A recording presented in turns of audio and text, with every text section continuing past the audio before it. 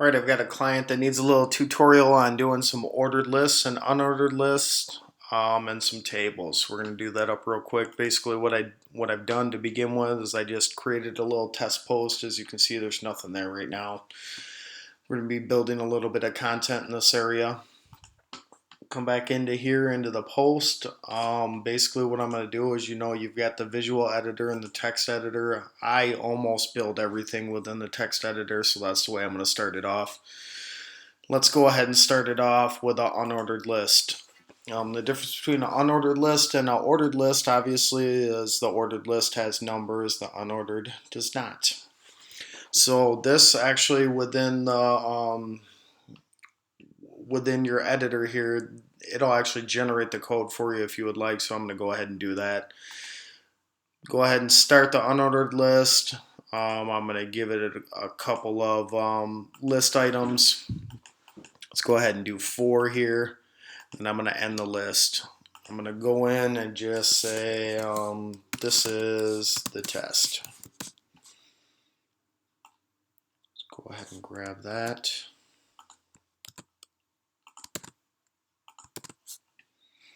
I'm going to go ahead and save the draft here. Once I've saved it, I've already got it out here. I'm going to hit refresh. As you can see, basically we've got an unordered list there. To kind of take this to the next level is you could do something like this. You could just go in here and grab this code, bring it down, and let's just go ahead and change this to an ordered list.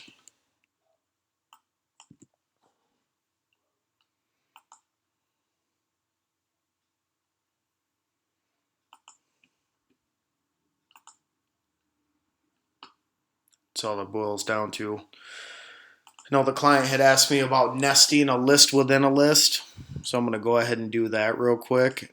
Basically what I would do is, let's say that we wanted another unordered list here halfway through the list that you've got generated already.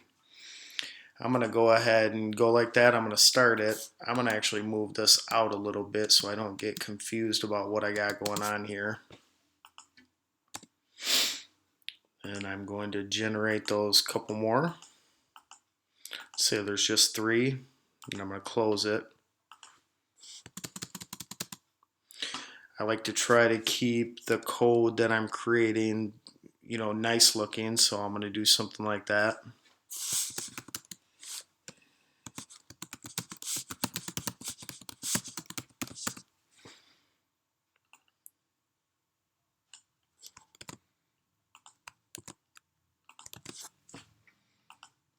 I'm going to go ahead and save that up. Come out here and refresh the page. As you can see, you've got a list within a list. Now, one problem that has been created in this situation is this list here has got a little bit of either a margin or some sort of padding after it, and I want to show you how to eliminate that. So basically what I would do is I would right click in this situation, I would hit inspect element. We're going to try to figure out what is creating that situation. I can see that this is the list here. You can see that that green area there is showing you that there's some sort of padding or a margin there. I can see over here that it is in fact padding. So I'm going to go ahead and I'm going to grab that. Then I'm going to go back into this list and I'm going to go like this. I'm going to go style equals, and I'm going to go ahead and I'm going to throw that padding up in there. I actually know, because I've dealt with code and styling for a long time, I actually know that this is, I think the way this goes is top, right, bottom, and left. So basically we want to eliminate that area from the bottom. So I'm going to just go ahead and I'm going to change that to 0. I'm going to hit save draft and we'll see if we have eliminated that problem. And we have. So there, basically now at this point you've got an unordered list that is nested. It looks good. It looks the way that you need it to look. So that's all it boils down to. We can do that same exact thing really with the unordered list, or with the ordered list rather. Is I could actually just grab this whole code here. I've actually never tried this. Let's see how this works.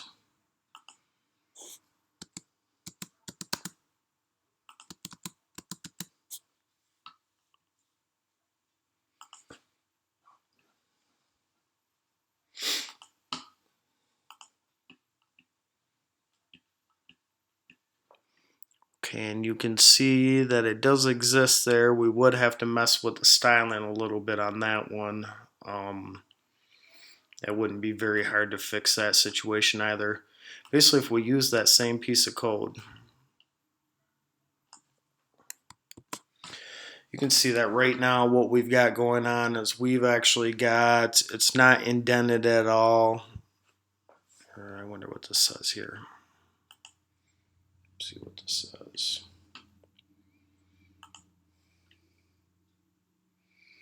Yeah, and you've got it on the bottom and no indentation.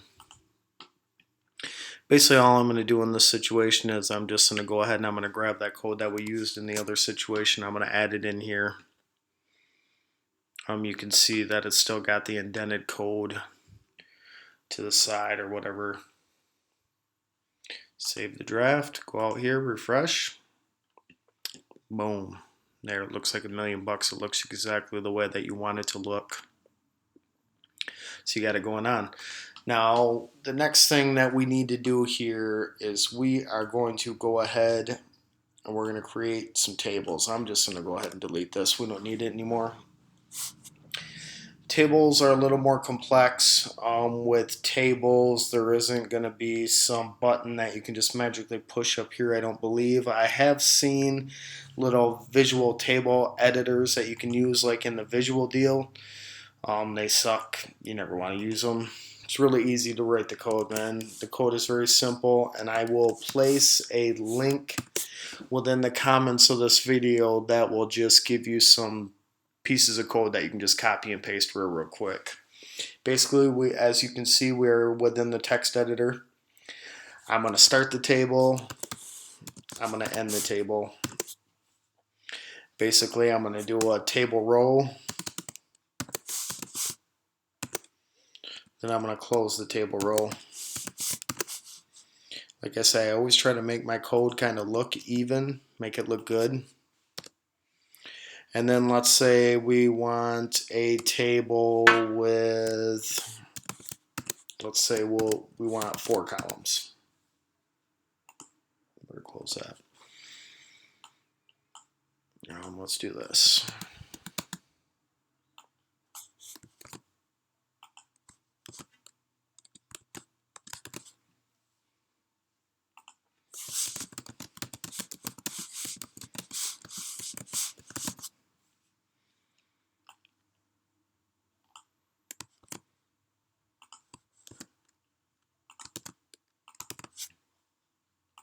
I'm going to go ahead and I'm going to just, for the hell of it, I'm going to add one more row.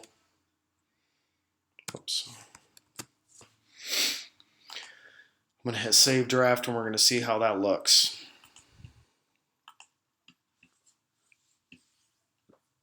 As you can see, the table has been generated in this situation. There is some styling that you potentially will want to do. It's grabbing what it is doing in this situation is it's creating the table according to however you've got it set up in, the style sheet in the first place is telling it. Mine is telling it to have just one single outlined border around the table. It's not telling it to have borders within the columns or anything, which is fine for the situation. It simply takes a little bit of styling. It's not real hard to do. One of the things that you may want to do to it though, for sure, something simple such as this, is make sure like you wanted the width. Let's say we want the width to be 100% of the area that it's going to be allowed. So I'm going to go ahead and do this, and then I'm probably going to do something like this. Let's say we want one that's 50%, but we want the margins. We want it to be in the center of the page. So we'll go margin left, auto, margin right. Let's go ahead and hit save draft and see what we got going on there.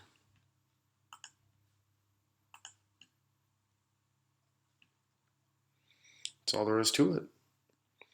Basically, you can also, you know, there's other simple things that you can do to change the situation. Let's say that we wanted to just tell this cell, which would affect, in fact, this and this. Let's say we want that to be 30%. Right now, just because like we haven't told it to do anything, they're all going to be broke down into 25%. They're going to be into quarters. Um, let's say if we go like this, style equals, then we'll go with, let's say 35%.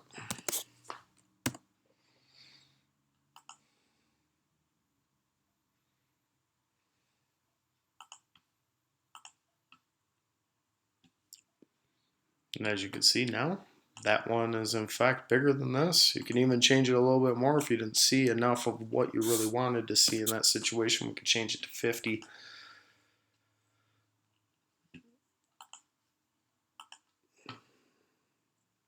And you can see it changed.